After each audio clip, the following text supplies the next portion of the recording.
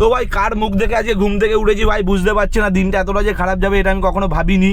তো ভাই সকালবেলা তোমাদের আমি আপডেট দিয়েছিলাম যে আমি বেরিয়েছি তোমার কাজে, আর ভাই প্রথমে গেছিলাম গ্যাস ভরাতে, এক টিপও নিইনি, তখন আমি গেছি গ্যাস ভরাতে ফার্স্টে। তো ভাই গ্যাস ভরানোর পরে ভাই আর গাড়িতে স্টার্ট নিচ্ছে না, আমি বুঝতে পারছি না কী হয়েছে, অনেকক্ষণ সেলফ মারছিলাম, ব্যাটারি ডাউনও হয়ে গেছে, তো কোনো কাজ হচ্ছে না। লাস্টে গ্যারেজের দাদাকে ফোন করি, টারজানদা আসে ভাই, এসে ভাই তোমার ব্যাটারি নতুন ব্যাটারি নিয়ে আসে, সেটা থেকে ভাই সেলফ মারে, ওই ব্যাটারিটা ডাউন হয়ে যায়। তারপর আমাকে নিয়ে আবার ভাই গ্যারেজে যায়, আবার একটা ব্যাটারি নিয়ে আসে, তো সেই ব্যাটারির সাথে ল্যাপটপও নিয়ে আসে চেক করার জন্য গাড়িতে মানে কী প্রবলেম আছে, স্ক্যান করবে। তো তারপরেও ভাই প্রবলেম ধরা পড়েনি। তারপরে লাস্টে ভাই ক্রেন ভাড়া করে ভাই গাড়ি ভাই নিয়ে যাই গ্যারেজে, 10 কিলোমিটার ভাই 1000 টাকা ভাড়া দিয়ে ভাই গ্যারেজে নিয়ে যাই। আর এখন তোমার বাজে 6:30 ভাই, এখন হচ্ছে তোমার গাড়ি আমি হাতে পেয়েছি, স্টার্ট এখন হচ্ছে ভাই। লাস্টে কী প্রবলেম হয়েছিল ধরা পড়লো, পেট্রোলের পাইপ ভাই ফেটে গেছিলো একটা পাইপ, তো সেই পাইপটা চেঞ্জ করে মোটামুটি গ্যারেজে বিল হয়েছে 2500 টাকা।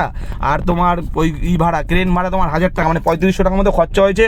তো এই খরচাটা আমার হয়নি, এই খরচাটা হয়েছে গাড়ির যে ওনার যে দাদা তার খরচা হয়েছে।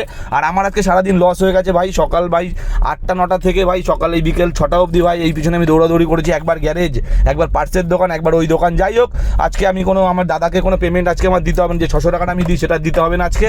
তো ভাই আবার দেখা হচ্ছে কালকে ভাই একটু চেষ্টা করবো সকাল সকাল বেরোনোর।